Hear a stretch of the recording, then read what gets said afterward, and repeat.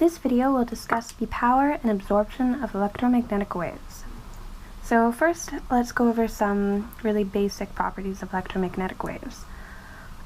We know that EM waves are composed of oscillating electric and magnetic fields, and that the electric field is always perpendicular to the magnetic field, and that both the electric and magnetic field are perpendicular to the direction of propagation, which in this example is along the z-axis.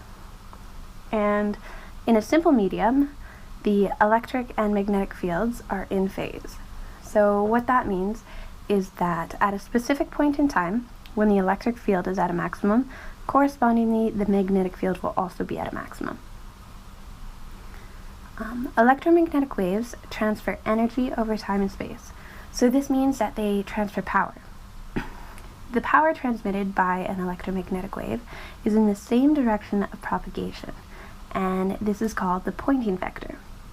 The Poynting vector, named after the physicist John Poynting, who first derived it in 1884.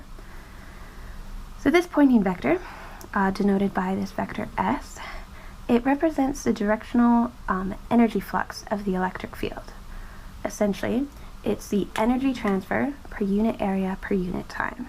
So we have this Poynting vector is the energy transfer per second per unit area, where we know that joules per second is in units of watts. So we have the Poynting vector, which has units of watts per meter squared. So in order to derive this Poynting vector, let's first look at two of Maxwell's equations. Faraday's law, which links a spatially varying electric field to a time-varying magnetic field, and Ampere's law, which links a spatially varying magnetic field to a time-varying electric field through various currents. So this term here is what's called the conduction current, and it's a physical property of this wave. This time-varying D field can be related to the electric field through permittivity. So we have epsilon times the time derivative of the electric field, which is known as the displacement current. Sorry, I ran out of room. Okay, so to get the Poynting vector, what I'm going to do is I'm going to solve for the power spectral density of this wave and then integrate it to get the total power. So let's start by taking Faraday's law and Ampere's law and dotting them with the magnetic field and the electric field respectively. So if you look at the right hand of the equation only, we have this magnetic field component being squared, and similarly we have the electric field component being squared, which is essentially the power density of the wave. So now we're going to manipulate these equations into a desirable form using simple algebra and vector calculus identities. So let's start by taking the dot product of Faraday's law with the magnetic field and the dot product of Ampere's law with the electric field, and subtracting Ampere's law from Faraday's law. So just subtracting this from this, so that we can take advantage of this vector identity, which converts a combination of the curl of a field dotted with something, and it turns it into the divergence of some product of the field. So now, if we integrate both sides of the equation with respect to time, we'll get this equation up here, so that we can take advantage of another vector identity, which relates a time integral of the divergence of a field to the surface integral of that field.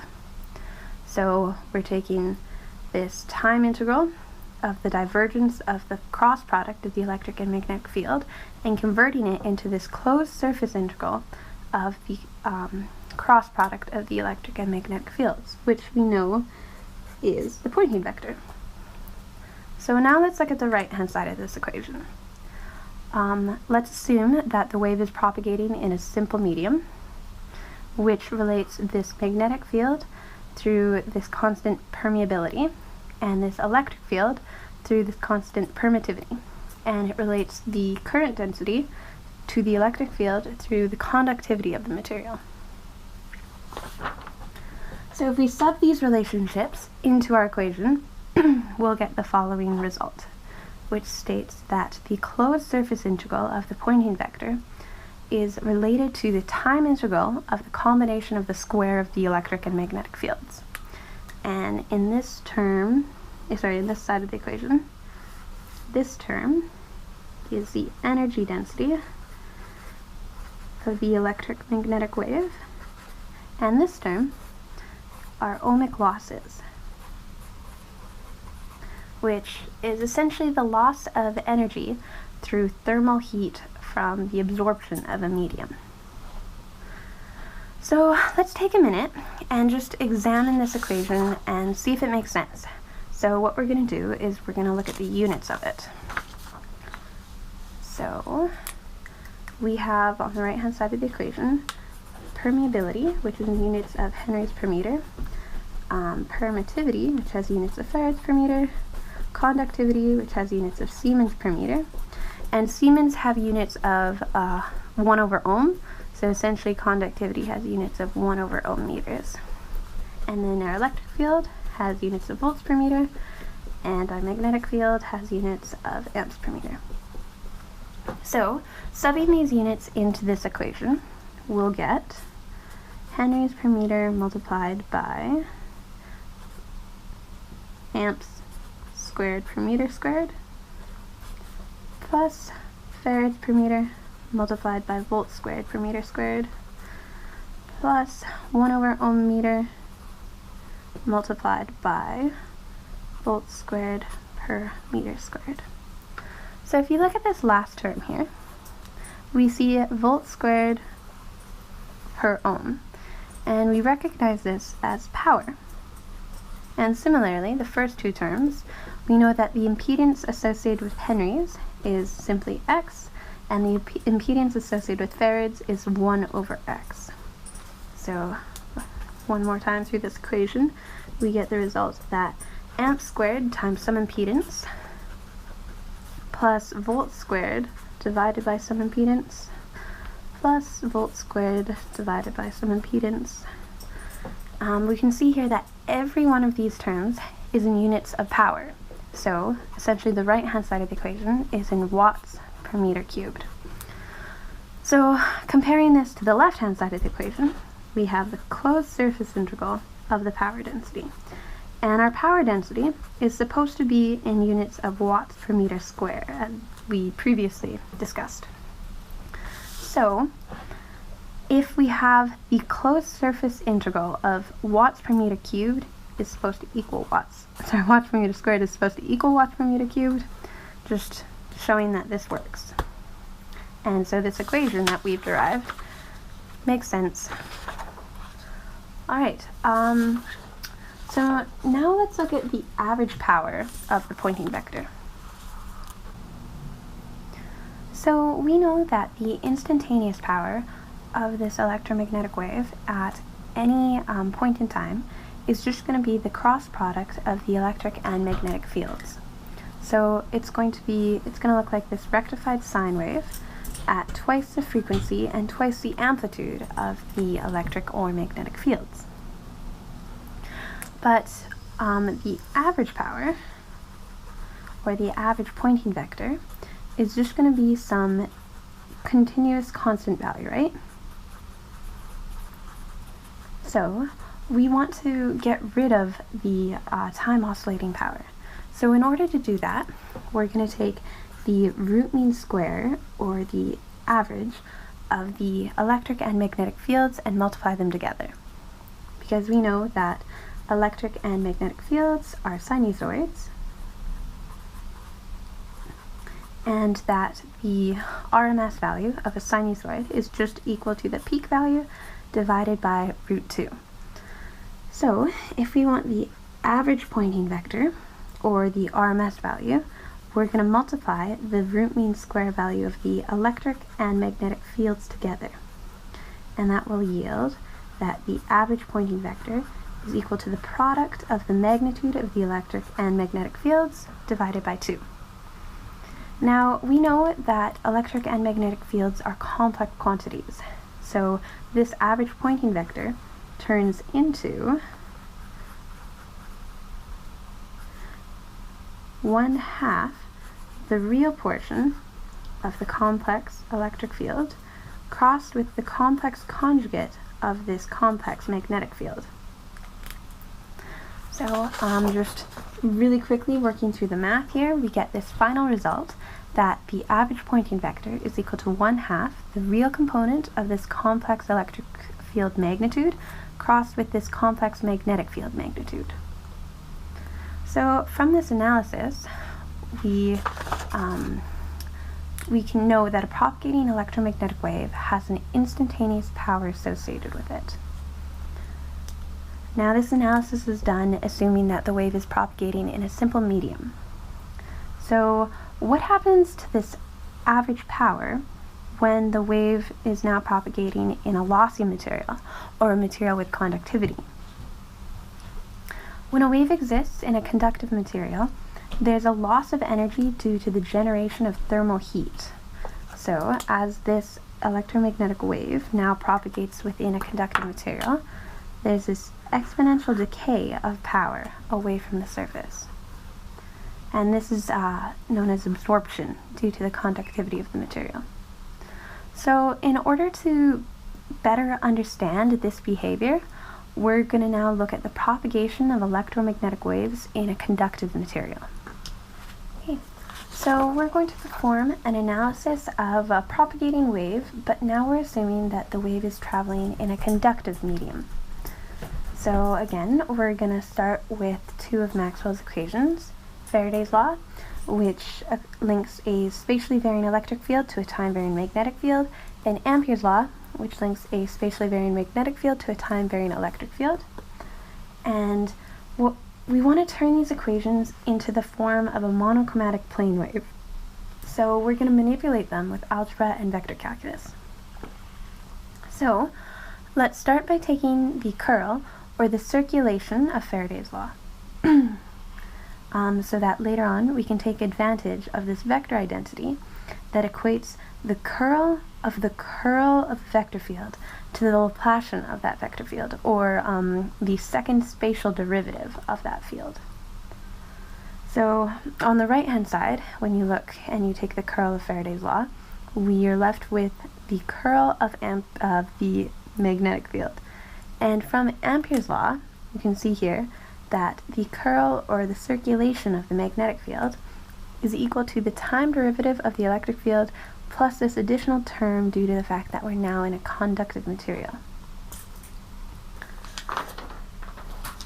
So subbing this identity into this equation, we get the following result: that the Laplacian, or the second spatial derivative of the electric field, is equal to a second time derivative of the electric field plus this first time derivative. So this looks really familiar, and we should recognize it as our old wave equation. But it just has this additional term now, which is due to the fact that we are now propagating in a conductive material.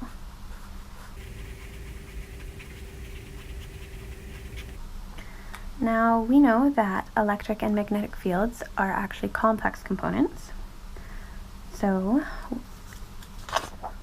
where the complex electric field is equal to some complex magnitude multiplied by this exponential term, which is just due to the oscillations of the wave. So if we take this complex quantity and sub it into our new wave equation, we will get the following result. And we'll notice that on the right hand side here, we have time derivatives of this complex electric field. We know that electric and magnetic fields are time harmonic.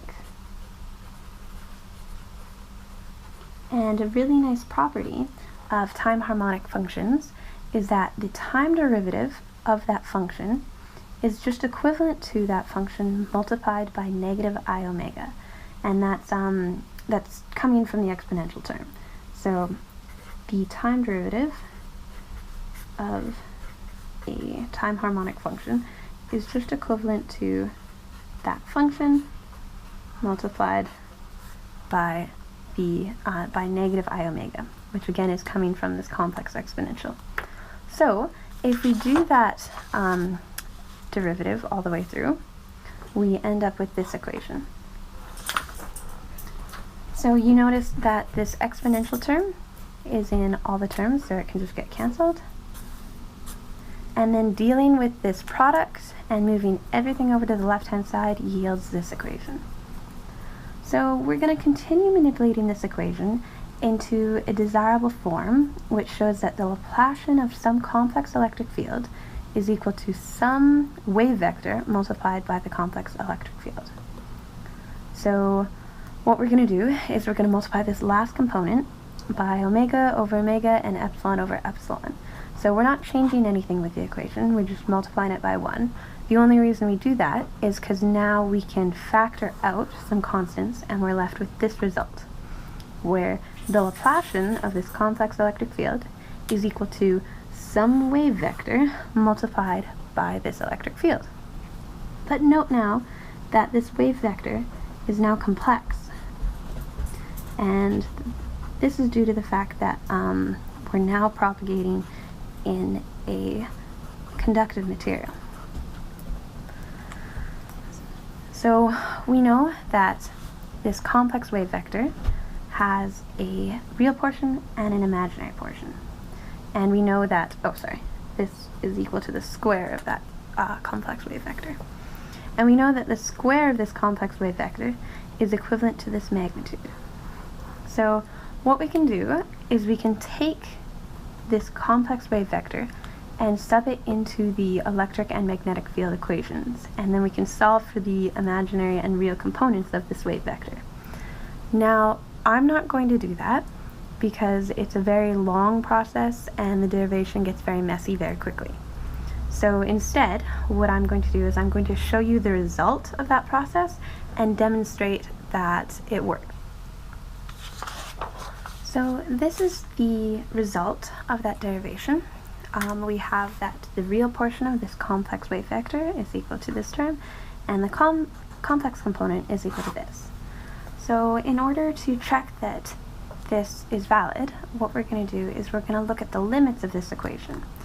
So let's first examine it when conductivity is 0 and compare it to our result of what we've done previously of a wave vector in a simple medium. So as the conductivity is 0, the real portion of this wave vector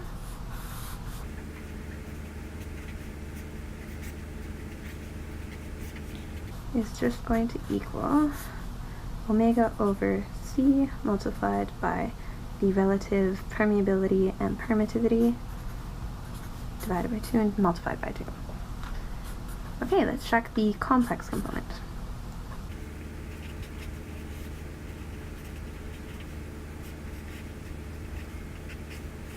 You can see this term, this whole term under the radix goes to 0, so we get the result that the complex component of the wave vector is equal to 0. So this result is consistent with what we've learned so far, so that's great. Now let's examine the other limit, where the conductivity of the material is quite large. So we're going to go through that derivation again, this time with a very large conductivity. So the real portion of the wave vector is going to equal the following.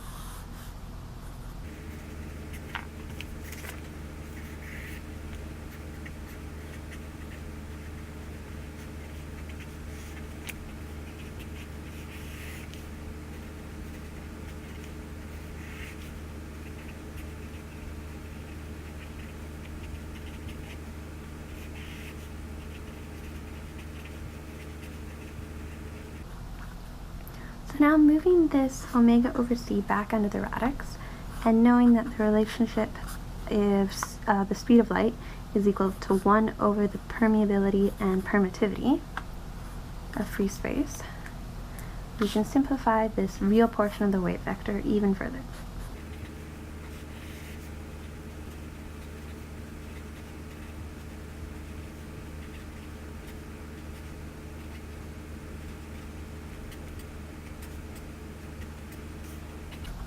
And we get the following result, that the real portion is equal to sigma times omega divided by 2 multiplied by the permeability of the material. Alright, so if we do the same analysis with the complex component, we're going to get the exact same result.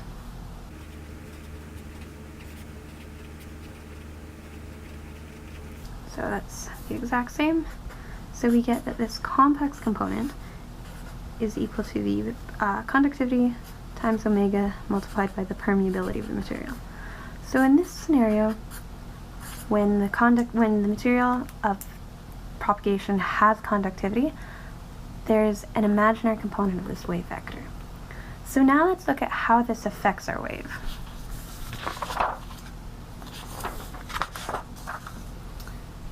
If we sub this complex wave vector into our wave equation, we'll get the following results.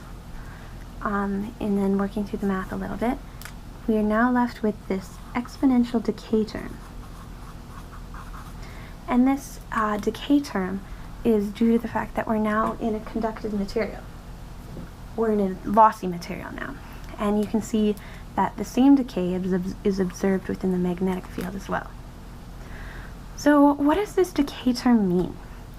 Let's further expand these complex field equations into real and complex components to better picture what is happening. So these are the complex wave equations of the electric and magnetic field, where the complex wave equation of the electric field as a function of space and time is equivalent to some complex wave vector multiplied by this decay term and the phase. And similarly, the magnetic wave equation as a function of space and time is related to that electric wave equation through this phase, through this wave vector. So now looking at the real portion of the wave equations, we know that through Euler's identity, e to the negative I omega t is just a summation of cosine and sine terms.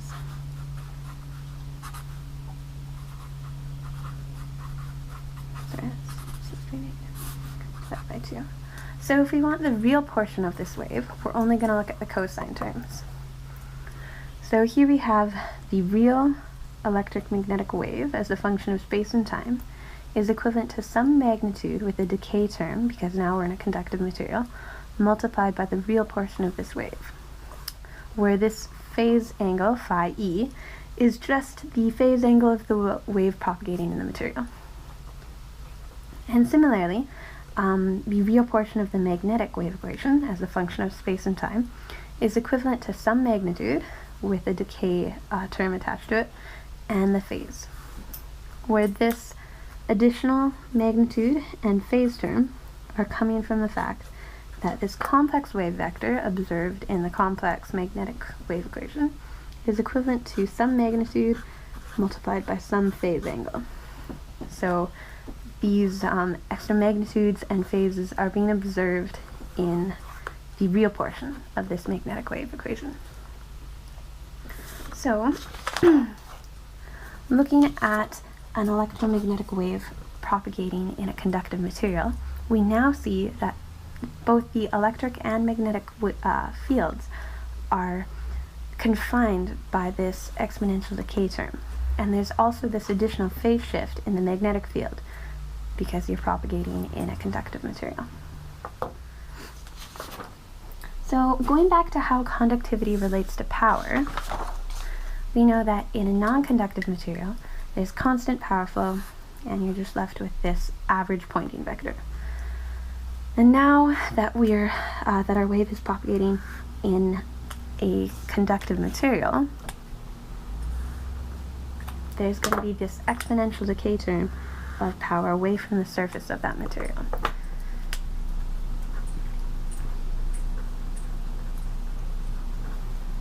And this decay in power is called absorption. And now we know that it's due to the fact that in a conductive material, the electric and magnetic fields are subjected to an exponential decay. And since the Poynting vector, or the power, is directly related to the square of the electric or magnetic field components, it's going to experience a similar decay. So I hope this video helped you to better understand the concepts of power and absorption in electromagnetic waves.